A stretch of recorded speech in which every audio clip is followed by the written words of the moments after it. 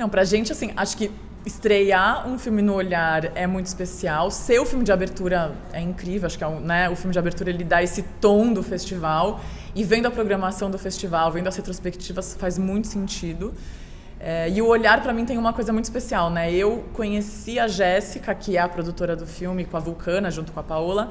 Eu conheci a Jéssica no Olhar em 2017. A gente se conheceu aqui no Curitiba Lab, trabalhando outros projetos. E a gente ficou muito amigas. E foi a partir daí que a Vulcana veio e entrou no filme com a gente. Então eu acho que é isso, assim, o festival ele é esse lugar de encontro, de troca, de conhecer pessoas, de falar sobre filmes, que tem que ser presencial, né? Eu acho que a gente estava sentindo muita falta disso, de estar com as pessoas, conversar sobre os filmes, olhar no olho das pessoas. Então, pra gente ontem foi muito emocionante. A gente fez um curta antes desse longa, que estreou no IDFA, e todas as sessões foram online ou presenciais sem a nossa presença, que a gente não pôde ir por causa da pandemia ainda. Então, reencontrar a Tica aqui, estar com toda a equipe, foi incrível. E com as salas cheias ainda, né? Acho que foi realmente muito especial. Sim, teve um tom muito especial, assim. Eu poder voltar para o Brasil, enfim, estou morando fora há mais de 3 anos. E aí, um filme que foi tão íntimo, assim, que foi, né, de uma forma à distância, eu me comunicando com a Fernanda durante um ano, e aí, de repente, ser um filme de abertura de um festival que, para nós, sempre foi um festival de referência de curadoria de filmes inventivos, filmes de risco, filmes autorais, filmes que provocam uma audiência, né, que para nós é muito importante esses festivais, enfim, que provoquem uma audiência. E vir para, enfim, estar em contato de novo com esse país e com a audiência desse país, com esse filme é muito especial, né? E um filme que, enfim, retrata o Brasil durante aquele ano, nesse momento agora que estamos. Então, ver isso com uma audiência, ver a reação, né? De um passado que não está muito passado atrás, enfim, 2020 está na memória de todo mundo, mas poder compartilhar isso com uma audiência, assim, e saber, e ver algumas coisas que ressoam, foi muito interessante. Acho que eu não perderia esse momento, afim, de estar aqui nessa estreia mundial do filme com os meus paisanos, meus conterrâneos. Bom, primeiro contar como que surge, né, a ideia do filme. Nesse primeiro momento, quando a pandemia começa e a gente vive aquele momento março, abril, que parece que tem uma suspensão temporal, assim, né?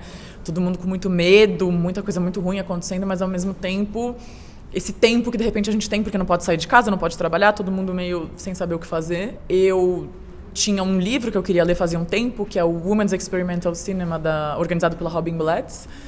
Só que eu não queria ler sozinha, né? Eu não queria estar mais sozinha ainda do que já estava naquele momento de isolamento social. E a Tica tinha acabado de mudar para Los Angeles. Eu e a Tica, a gente se conheceu em 2015 na diretoria coletiva da Associação Brasileira de Documentaristas e Curta-Metragistas de São Paulo, né, a ABD. E a gente sempre debateu muito cinema, mulheres fazendo cinema, política, né, o cinema como organização coletiva. Então isso já era uma coisa que estava muito presente na nossa relação pessoal. A vontade de querer trabalhar com mulheres. A vontade de querer trabalhar com mulheres e a vontade de querer trabalhar juntas, uma coisa que a gente nunca tinha feito enquanto a Tica estava no Brasil. Apesar da gente ter dividido um escritório por um tempo, estava cada uma nos seus projetos, trocando outras coisas. Então foi só a distância que a gente conseguiu fazer um filme em conjunto. E aí eu mandei esse livro para a Tica, chamei ela para uma conversa e falei, ao invés da gente ficar mandando um monte de monólogo por WhatsApp, fazendo happy hour no Zoom, que ninguém aguenta mais, vamos se falar de outro jeito. Eu quero saber como você tá aí. Eu queria que ela sentisse como era estar no Brasil, porque a gente viveu muito o panelaço. A gente olha essas imagens e a gente sabe o que era. Mas a Tica não sabia, ela não estava aqui. E, inclusive, durante a nossa conversa, teve um panelaço. Foi o dia que o Moro saiu do governo. A gente estava no Zoom e começou um panelaço e a Tica falou, meu Deus, o que está acontecendo? Então, tinha essa vontade muito grande de traduzir em imagens e sons, né, o que estava acontecendo para ela se sentir também fazendo parte daquilo. Então veio essa proposta, vamos se comunicar só por videocartas, seguindo a ordem desse livro. E aí a gente já se botou as regras para a coisa não desandar mesmo, né? Tem que ter um limite de quanto tempo a gente tem para responder, porque senão a gente vai parar de se responder, a gente sabe que a vida vai chegar, uma hora vai atravessar, a gente vai parar. Vamos se botar regras para que isso funcione como um diálogo.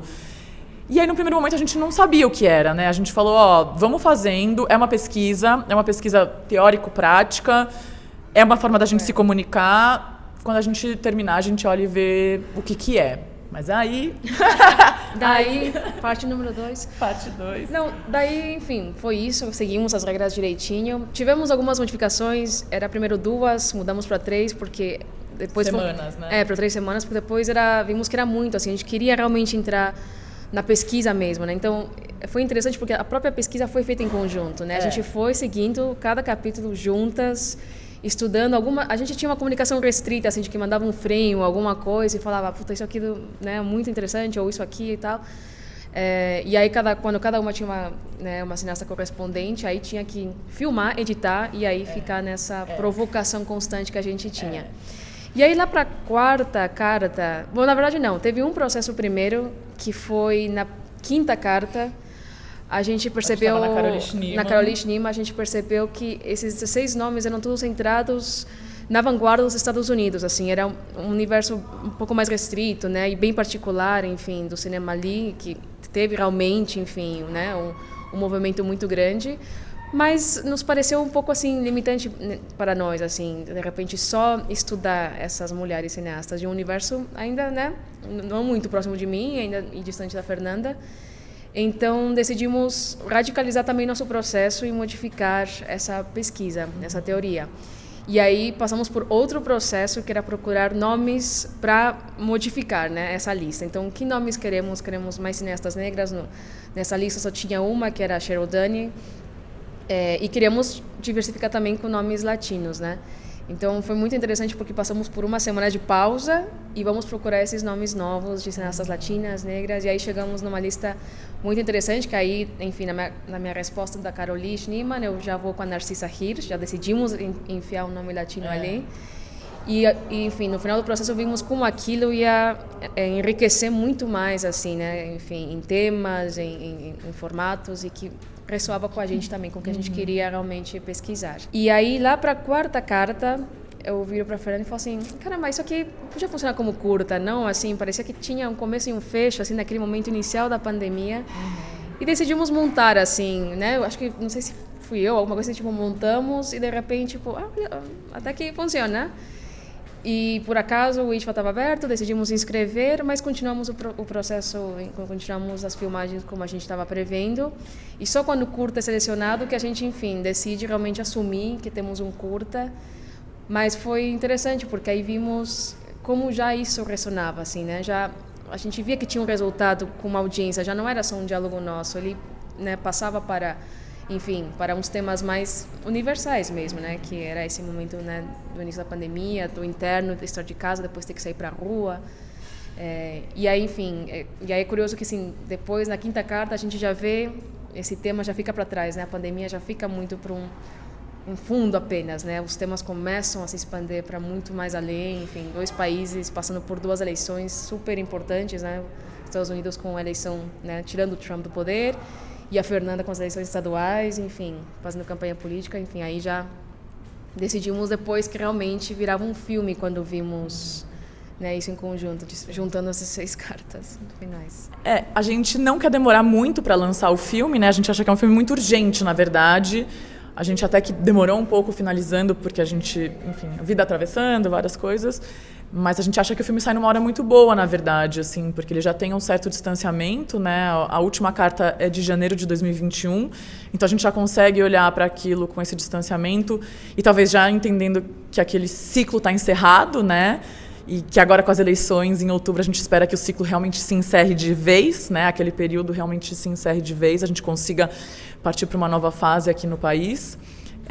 Depois daqui a gente vai para a competição internacional do Sheffield Doc na Inglaterra, então acho que lá vai ser muito legal também mostrar para um público internacional que não é norte-americano também, né? Vai ser um outro público que não viveu essas 2 realidades que a gente está mostrando no filme.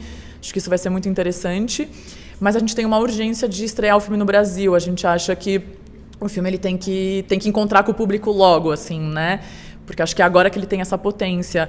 Então a gente já está trabalhando com a Boulevard Filmes, que é a distribuidora do filme aqui no Brasil, e a gente planeja lançar o filme no começo do ano que vem, né, 2023. Geralmente a gente faz uns 2 anos de carreira de festival e depois lança, mas talvez esse filme a gente realmente tenha que encurtar um pouco, fazer uns 6 meses de festival e depois já partir para os cinemas, para streaming, já deixar o filme, né, chegar no público. Porque eu acho que vendo assim a reação das pessoas, muita gente se conecta e, né, já fala, nossa, tem umas horas no filme que dá até uma bad trip, porque você lembra de todos aqueles momentos, todo mundo lembra de alguma coisa que está ali no filme, se conecta de alguma forma, né? Todo mundo viveu alguma coisa que está ali, assim, né?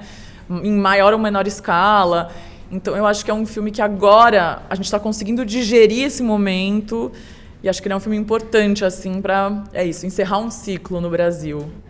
No Brasil, acho que é muito interessante esse momento que, enfim, ano de eleições, né? Daqui a pouco vamos ver o que vem aí para o ano que vem. Então, mostrar esse filme agora acho que nos faz ver, né, assim, esse passado não muito distante realmente, enfim, dessa destruição toda que teve com o governo Bolsonaro e com a pandemia. E nos fazer questionar, assim, né? Tanto essa urgência, né, de tentar conceber um outro futuro para esse país. Mas, curiosamente... Enfim, eu tenho curiosidade de saber como que também esse filme é visto nos Estados Unidos, né? Porque eu faço questão de usar imagens, por exemplo, que também foram saturadas lá. Uma imagem de, enfim, um moleque com uma, né, metralhadora que matou gente num ato, foi para casa e, enfim, foi absolvido. E eu sei que as pessoas lá não tinham condição de ver aquela imagem mais, né, naquele momento. Mas eu sinto que agora, revendo, sabendo de uma outra, né, esse outro momento dos Estados Unidos, sabendo que esse passado ainda tá vivo, né, esse trumpismo ainda está constante e que algumas imagens precisamos rever mesmo. Algumas imagens precisam estar ali porque nos faz, né, tentar, enfim... elaborar mesmo. Produzir um outro imaginário, né? Produzir um outro imaginário para um outro futuro, enfim, para uma outra possibilidade de vida mesmo. E acho que, enfim, o filme, né, o cinema tem essa potência, né, de trazer às vezes um retrato histórico, mas para nos fazer ver que, enfim, o passado ainda não muda, né? E como essa esteira histórica se repete, né? As coisas vão se repetindo e às vezes o filme, enfim, ajuda também a gente tentar compreender o presente, né, melhor e conceber um outro futuro. Então, é isso. Acho que o próximo passo seria ver como que o público vai receber esse filme lá, porque tem um pouco de uma resistência de ouvir as contradições desse país, né? E mais por uma perspectiva latina, mas vamos ver.